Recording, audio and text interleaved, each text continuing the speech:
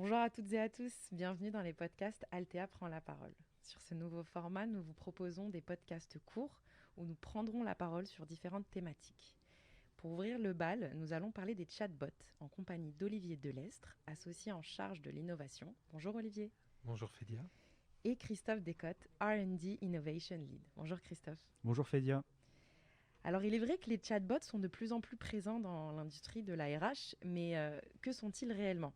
Comment bien les appréhender et puis comment les utiliser dans son organisation en maximisant le taux d'engagement. Le marché est de plus en plus disputé par des acteurs qui mettent en avant des technologies toujours plus innovantes, mais quel est l'état de la science derrière ? Alors pour commencer, je vais commencer avec toi Olivier. Est-ce qu'on peut clarifier ce qu'est un chatbot et quelles sont ses applications dans le domaine des RH ? Oui, tout à fait Fédia. Alors, un chatbot, en réalité, c'est plus qu'un programme informatique. C'est un vrai nouveau paradigme d'interaction entre un utilisateur et un centre de service, quel qu'il soit, et qui offre une automatisation soit partielle, soit totale des échanges. En réalité, c'est quand même surtout un élément qui déplace le centre de gravité de l'échange entre le client et le prestataire, externe ou interne, depuis le prestataire vers le client. Un robot ne dort pas, il est accessible 24 heures sur 24 et 7 jours sur 7. Alors pour compléter ce que tu dis Olivier, du côté scientifique, la maîtrise de la technologie, donc est-ce qu'on utilise l'intelligence artificielle ou non, est-ce que c'est des interactions qui sont par écrit ou par oral, de ce qu'on appelle aussi la taxonomie, donc la manière dont le chatbot va répondre finalement aux problèmes que lui posent les utilisateurs, est très importante, car c'est un facteur clé de l'adhésion au chatbot, et je pense qu'on y reviendra un peu après. C'est vrai que c'est une définition qui est quand même assez complète. Alors, quels sont les types de technologies qu'on peut utiliser avec les chatbots ? Alors là encore, Fédia, malheureusement, la réponse n'est pas triviale. Je vais déjà dire quelque chose qui peut être très surprenant, c'est que la première catégorie n'est en fait même pas un chatbot. C'est plutôt ce que j'appelle une aide à la navigation. Les interactions sont en réalité prédéfinies. C'est le cas quand sur certains sites internet, par exemple, une fenêtre s'ouvre et quelque chose qui s'apparente à un chatbot propose plusieurs choix prédéfinis. En réalité, l'utilisateur ne fait que cliquer et être redirigé. Ça n'est donc pas un chatbot puisqu'il n'y a pas de notion de chat. Merci pour toutes ces précisions, Olivier. Est-ce que, Christophe, on a des catégories supplémentaires que tu pourrais peut-être nous exposer ? Alors oui, tout à fait, et je vais compléter ce qu'a dit Olivier. Donc, ce qu'a dit Olivier, c'est finalement ce qui est présent sur le marché en grand nombre à l'heure actuelle, mais les véritables chatbots, on va dire, il y en a deux grandes catégories. La première catégorie, c'est ce qu'on appelle les chatbots qui sont rule-based. Donc les premiers vrais chatbots, on va dire, des années 60, donc ça commence à remonter un peu, ils marchent en décomposant la phrase qui est entrée par l'utilisateur de manière régulée et exploitent les mots-clés qui sont extraits pour former soit une nouvelle affirmation, soit une nouvelle question. Euh, dans les applications RH, on va généralement pas les utiliser car c'est beaucoup trop primitif. La deuxième catégorie sur laquelle et la science et on va dire les métiers et les développeurs de chatbots à l'heure actuelle se penchent, ce sont ce qu'on appelle les data-driven bots, donc les chatbots qui sont entraînés sur des données factuelles. C'est ceux-là qui nous intéressent le plus, car c'est finalement ceux qui aident à la résolution des tâches qu'on rencontre en RH. Quand on parle de données, on pense à utiliser ce qu'on appelle le machine learning, donc la capacité des robots, par exemple des chatbots, à apprendre des caractéristiques des données, des questions par exemple de différentes façons pour au final simuler une conversation réelle entre deux personnes, comme si vous faisiez face, on va dire, à une personne réelle, un agent dans un centre de service partagé ou un centre de service.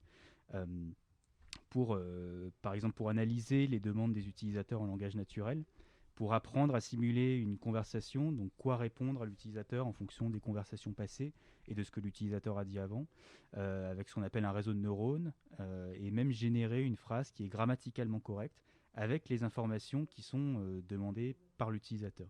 Donc ça peut être le cas dans les supports informatiques, les supports RH, ça peut être des chatbots RH pour connaître son solde de congé, des informations qui sont utiles dans la vie du collaborateur. Il y a énormément de cas d'usage en RH qui font appel à ces technologies.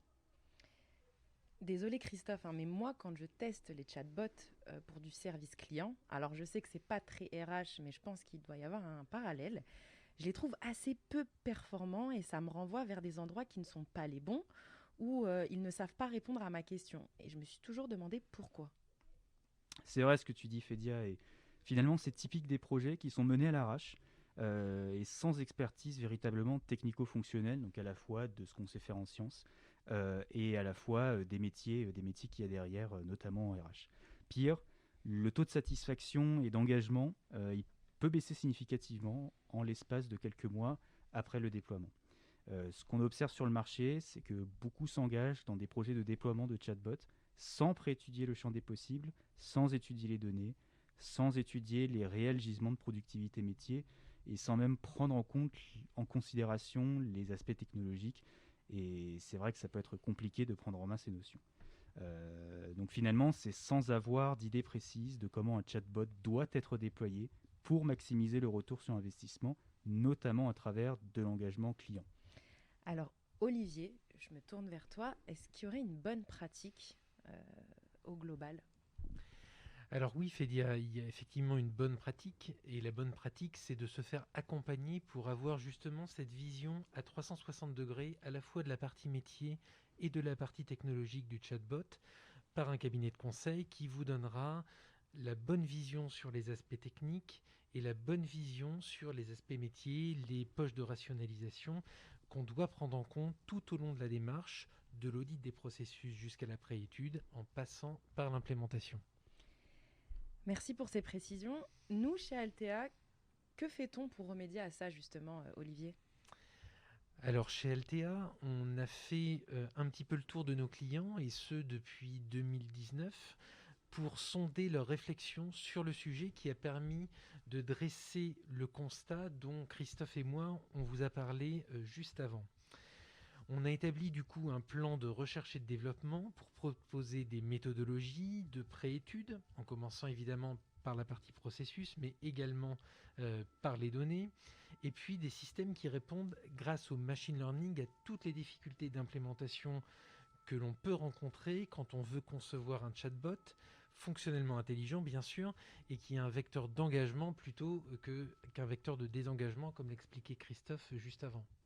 Et merci Olivier, pour compléter ce que tu dis, concrètement, on a travaillé avec un client dans le secteur de l'hospitalité et à ce sujet-là justement, et finalement on a découvert que juste en exploitant la base de tickets utilisateurs de l'application Talent, avec environ 4000 tickets, donc c'est pas énormément, mais finalement on a arrivé à exploiter des algorithmes de langage naturel et une gestion du dialogue automatisé pour simuler une vraie conversation entre un utilisateur et un agent pour justement la résolution du problème.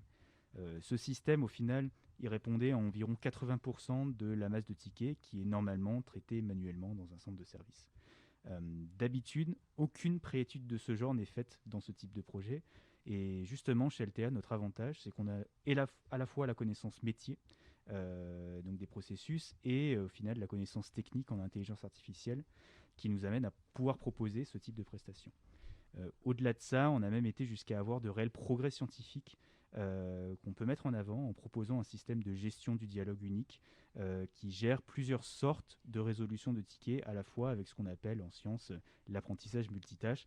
Ça devient un peu compliqué, mais finalement, on a un réel avantage à avoir à la fois le côté technique et à la fois le côté fonctionnel métier. Merci messieurs. Merci Fédia. Merci pour toutes ces précisions.